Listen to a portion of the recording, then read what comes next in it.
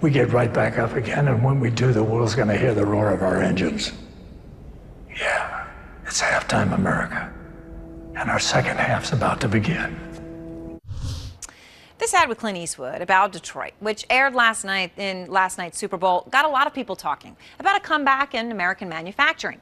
And then for Super Bowl viewers only in the state of Michigan, there was this controversial ad from Republican Pete Hoekstra, who's running against Democratic incumbent Senator Debbie Stabenow.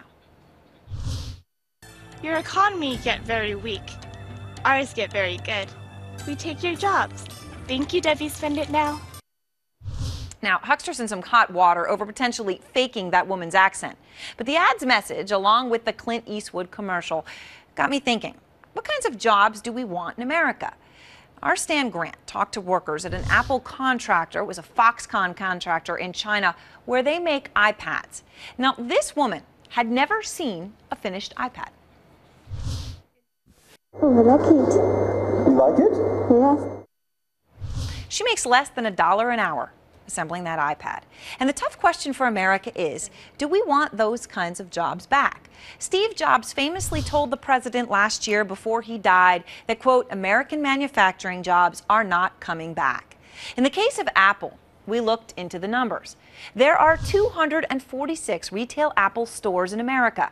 They employ about 30,000 people, dubbed by Apple as geniuses. Now, while that pales in comparison to the estimated 1.2 million Chinese Foxconn employees who make products for companies like Apple and Microsoft, the jobs pay, well, a lot more.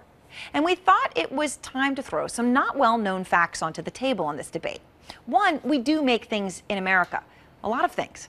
According to the U.S. Federal Reserve, 89% of American consumer spending is on items made right here in the United States of America. A lot of that's on services, food, and things like that, but we make cars and washing machines here. Just ask GE.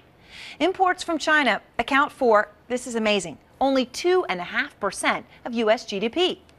And two, we aren't going to be able to make the things that China makes more cheaply. Take clothing, about 40% there of what we buy is made in China. That's because they can do it cheaply, and if they didn't do it, another even poorer country would. The truth is, we want wages to grow in America. We need to make things other countries can't. That will always mean cars, but it also needs to mean sophisticated, high-end engineering products, too. Too many CEOs